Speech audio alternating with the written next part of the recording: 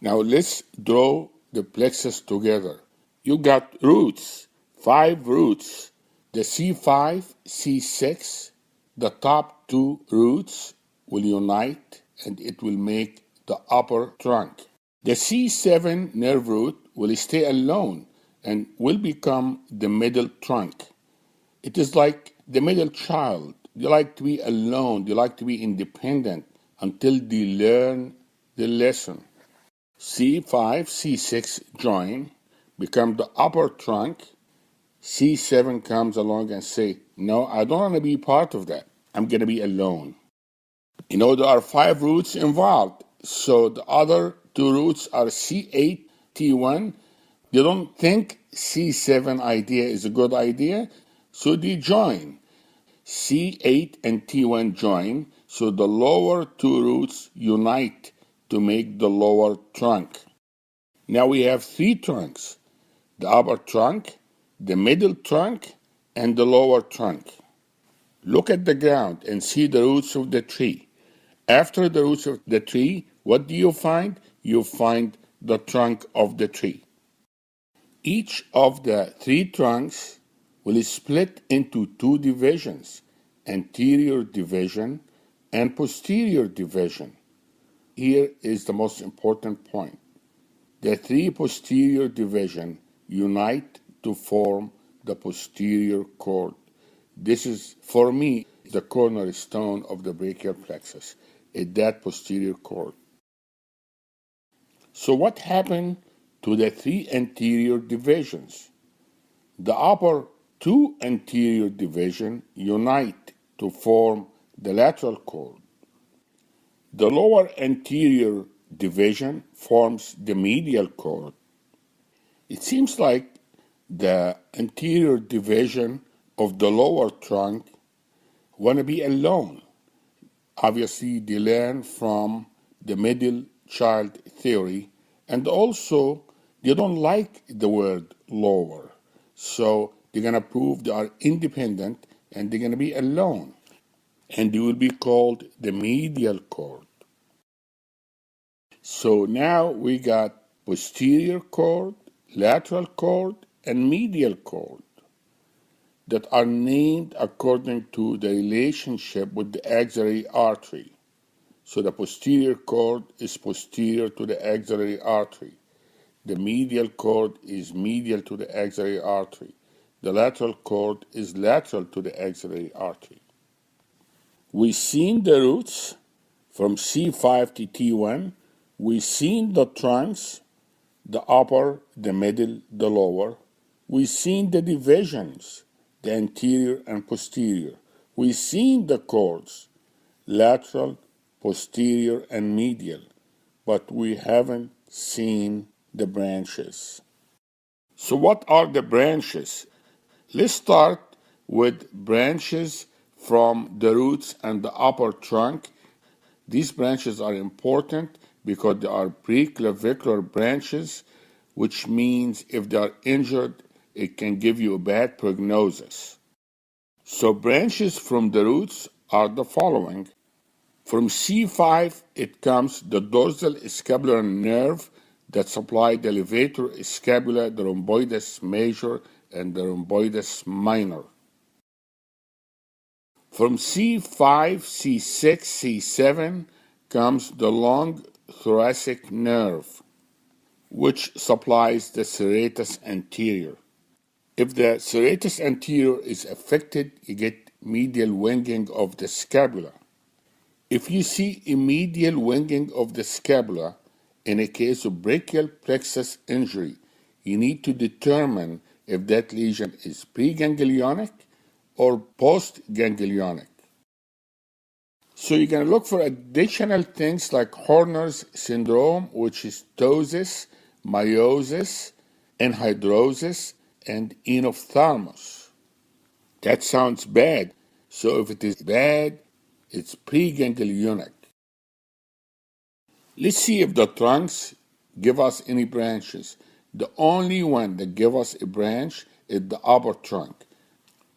The superior trunk feels very special.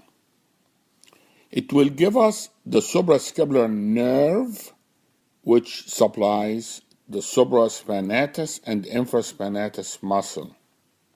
It probably give us the nerve to subclavius also. So the upper trunk, the suprascapular nerve means the rotator cuff. So if you find wasting of the supraspinatus and infraspinatus muscles, it could mean a preganglionic injury or supraclavicular injury. So the upper trunk injury will come with that presentation. There will be no shoulder abduction or external rotation of the shoulder, no elbow flexion. There will be decreased sensation in the thumb and index finger with normal scapular control. So where is the lesion? Probably will be in the upper trunk. Now let's go to the divisions. The division will not give us any branches. Now after the divisions you will have the chords. The posterior chord is the cornerstone because the posterior chord take all the posterior divisions and join them into one chord, the posterior chord. So you got three chords, the lateral chord, the posterior chord, the medial chord. The lateral chord will give you 3 branches, the posterior chord will give you 5 branches, and the medial chord that was alone by itself will give you 5 branches. So let's take the lateral chord, 3 branches, the lateral pectoral, the musculocutaneous, and the lateral branch of the median nerve. Just remember the lateral chord supplies the musculocutaneous nerve. How about the posterior chord? The posterior chord gives branches which are the upper subscapular, the thoracodorsal, and the lower subscapular, and end by 2 branches, which is the axillary nerve and the radian nerve. So you got 5 branches from the posterior chord. The upper subscapular branch will supply the subscapularis muscle. The thoracodorsal nerve will supply the latissimus dorsi muscle. A muscle we frequently use it as a free tissue transfer. And the lower subscapular nerve will supply the subscapular muscle and also supply the teres major. The teres major is just below the subscapularis, so the lower subscapular nerve will feel sorry for the muscle, the teres major, and will give it a branch. It's interesting that the thoracodorsal nerve to the latissimus dorsi is squeezed between the upper and the lower subscapular nerve when all of them arise from the posterior chord. The posterior chord ends by the axillary nerve, which supplies the teres minor and the deltoid, and also it gives the radian nerve, which supplies all muscles of the posterior arm and forearm. Some people use the word stars to remember the branches of the posterior chord. So in posterior chord injury, you will have radial plus palsy.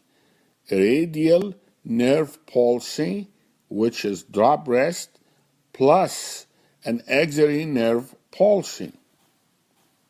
The last one is the medial chord that give 5 branches, 3 branches and 2 terminal branches. Just remember the medial chord, it's medial, it's ulnar.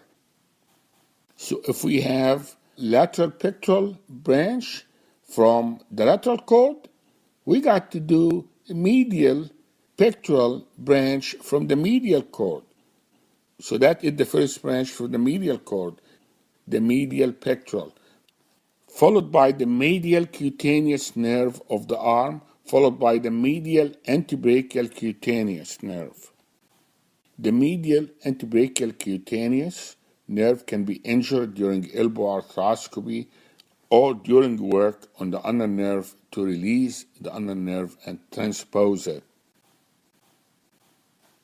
The terminal branch of the medial cord is the ulnar nerve, and it also gives a medial branch for the median nerve. The lateral branch of the median nerve and the medial branch of the median nerve join together to make the median nerve. How about the medial pectoral? There might be some confusion and I will explain it. So the medial pectoral will give the medial part of the muscle, the sternocostal. The lateral pectoral, which comes out of the lateral cord, will give the clavicular part of the muscle, which is the lateral part of the muscle, which comes from the upper trunk, which comes from C5, C6. Just remember, the posterior cord gives you the radial and the axillary. The lateral cord will give you the musculocutaneous, and the medial cord will give you the ulnar nerve.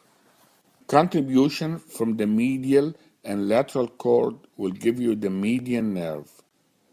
Thank you very much for listening and good luck. This video is for educational purposes only. Please consult your doctor before you make any decision about your medical care.